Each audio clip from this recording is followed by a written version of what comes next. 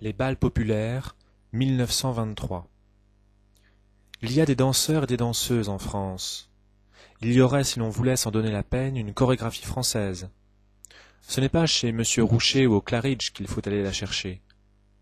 La danse, comme toutes les valeurs nationales, est exclusivement domaine du peuple. Paris et la province sont des foyers d'origine, mais il faut aller les trouver là où ils sont. C'est assez difficile. Dispersés aux quatre coins de la France et dans les bals musettes parisiens, il faut de la persévérance et un certain goût pour ces choses-là. Tous ces endroits sont très fermés, hostiles aux étrangers et aux spectateurs, souvent dangereux. Ils ont parfaitement raison. Ils se défendent. Ils sont sensibles eux aussi aux questions d'ambiance, d'atmosphère et d'éducation. Ils ont une éducation à eux, toute simple, directe, humaine. La plupart des hommes que l'on y rencontre sont jeunes, ont une tenue d'ouvrier soignée. La chemise blanche, sans faux col, limite le masque à hauteur des épaules. Cela donne un effet de médaille. Là seulement, j'ai vu des profils d'hommes. Les filles s'accentuent aussi par la sécheresse des cheveux plaqués et des yeux bien inscrits. Quand ils dansent, ils se détachent nettement sur des fonds blancs, nus, du bal. Leur silhouette compte beaucoup comme effet plastique. On les voit en entier, ils sont bien debout, adossés au mur, ou assis accoudés sur la table de leurs bras comme les ouvriers qui reposent leur torse. Les danses d'hommes sont les plus curieuses. Tête contre tête, ils dansent droit en se tenant aux côtés, les mains à plat, les coudes collés au corps. Ils tiennent à leur élégance, ils la soignent, ils grelottent en hiver, mais leur coquetterie est de ne pas avoir de gilet ni de pardessus. Leur tenue est nette, sèche, c'est ce qui crée l'atmosphère tragique et dure de l'endroit. Ils ont leur mode et leur goût. Ils choisissent leurs chaussures et leurs casquettes, leur coiffure est recherchée comme celle des femmes. Ils ont un goût très décidé et simple. Ils sont froids et sceptiques à 15 ans. Leur précocité vient de leur milieu. Il est tout naturel qu'ils commencent à travailler les villas de banlieue à 16 ans. Ils vont bien à l'usine au même âge. Ils ont été élevés dans un milieu où rien ne se cache. À la dure, en pleine vérité, ils sont des hommes avant l'âge, et cela explique leurs décisions et leur sens du but. Leurs yeux voient tout aussitôt né. À cette école-là, on n'est pas jeune longtemps. Ils jugent bien et vite. Les sympathies et les antipathies se décident d'instinct en quelques minutes. C'est un monde parfait et total qu'une mauvaise littérature nous empêche de voir tel qu'il est. J'ai connu avant la guerre dans les bals de Grenelle une bande qui pratiquait le vol à l'étalage. J'admirais leur plan d'opération. Le chef, un petit brin de 16 ans à l'œil dur, jugeait et décidait. Ils étaient 3, un chez l'épicier pour endormir, et les 2 autres enlevant la marchandise. C'était un trio homogène, avec une discipline intelligente et sûre, une tactique invisible. Ils avaient parfaitement observé que tout tenait dans la décision et dans la discrétion. Ils travaillaient dans le rythme de la rue, en plein jour. Leur politique était d'éviter le coup d'œil par le geste non habituel qui fait que le passant se détourne ou regarde. Leur admiration pour l'un d'eux se traduisait ainsi. C'est un as, il est transparent.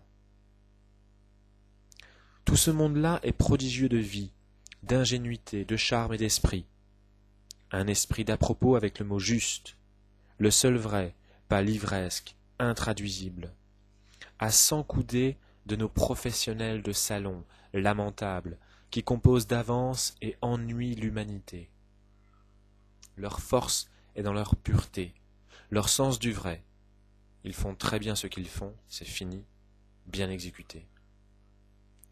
J'en ai vu à la guerre, la plupart mal compris des officiers et sacrifiés stupidement.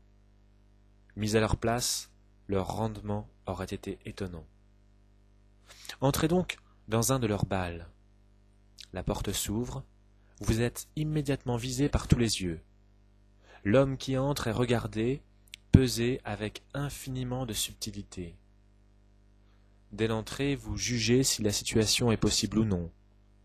Malgré une grande habitude de ces endroits, j'accroche quelquefois et je dois sortir.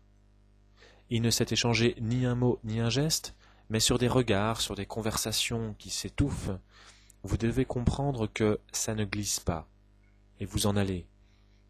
Non que la situation soit dangereuse, elle peut l'être, mais votre but est manqué. Le spectacle s'arrête, se transforme, vous brisez l'atmosphère fragile qui vaut la peine d'être vue. Mais une fois dedans, sans écorchure, vous avez le sentiment très net d'être avec des Français très purs, sans aucun mélange, où toutes les traditions sont conservées. Les danses sont nettes, vives, augmentées de fantaisies parfaitement justifiées. Les couples se touchent peu, lents ou rapides, ils dansent légèrement, sans aucun sexualisme. Les danses américaines et les déformations à la mode les ont peu touchées, tout au moins dans les bals très extérieurs. L'impression dans ces endroits est belle et tragique, chargée d'intrigues passionnelles qui sont voilées ou éclatent avec une incroyable rapidité. L'orchestre est simple, un accordéon et des grelots attachés à la cheville du joueur. L'homme orchestre est collé au mur en bras de chemise. Il domine les danseurs, il joue des mélodies populaires à la mode qu'il agrémente de fantaisies personnelles. C'est un inventeur perpétuel qui aime son métier. Ils ne sont pas deux à jouer la même chose, mais tous ont le sens du rythme et leur musique est essentiellement dansante. J'ai vu plusieurs fois ceci. Un couple s'impose, souvent deux hommes. L'orchestre les a vus et joue pour eux. Ces hommes-là ont dû faire le tour du monde comme matelots ou hors-la-loi. Ils ont vu danser devant eux toutes les danses du globe. Leur mesure et leur instinct de Français font un arrangement parfaitement équilibré, très réglé, sans exotisme. J'ai fait connaissance il y a 2 ans de l'inventeur de la danse tourbillon. Début en valse lente, accélération progressive et accroupissement lent jusqu'à toucher le sol des genoux. Se relever, recommencer avec rythme rapide, le tout agrémenté de fantaisies acrobatiques juste au moment où la danse allait devenir monotone. Cette danse était en faveur dans les bals de la Convention. Ce sont ces hommes-là, c'est dans ces milieux-là qu'il faut chercher les origines d'une chorégraphie nouvelle et française. Elle n'est pas ailleurs.